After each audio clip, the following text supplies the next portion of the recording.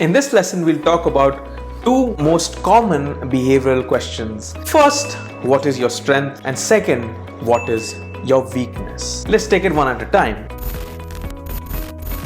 First, what is your strength?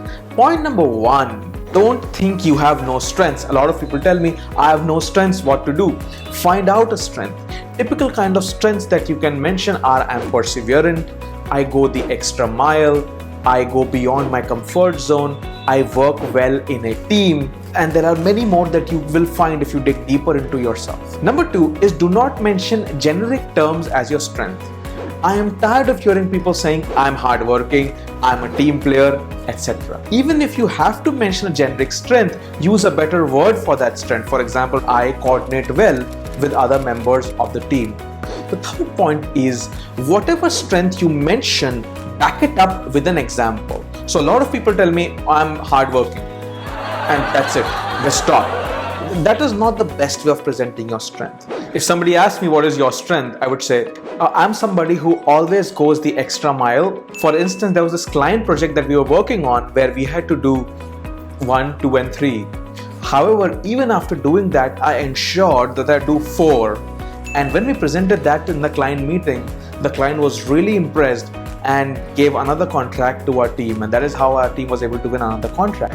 In the professional example, you can mention something which is more on your personal front. For instance, I'm somebody who always goes beyond my comfort zone. I always tested. For instance, I had not been into fitness.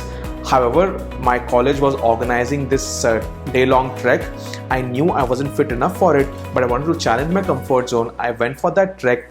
I had several bruises and sprains by the end of it, but I had a good night's sleep because I knew I had pushed and expanded my comfort zone.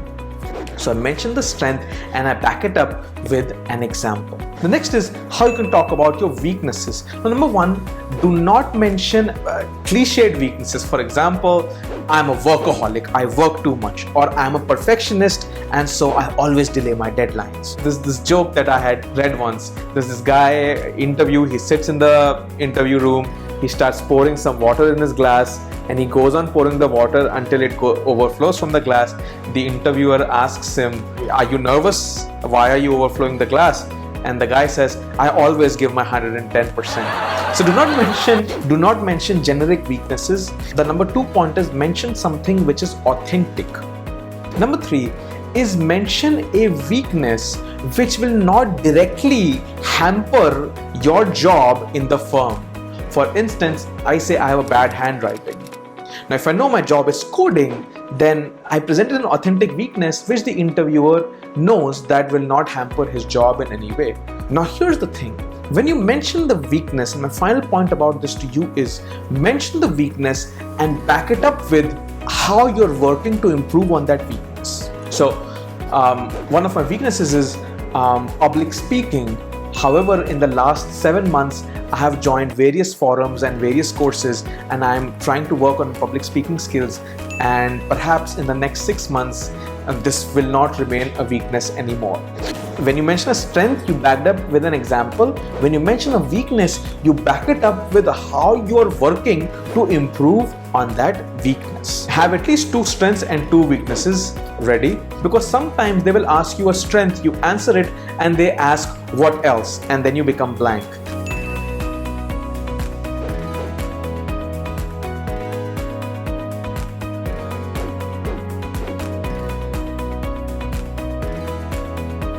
So this was about strengths and weaknesses. I'll see you in the next lesson.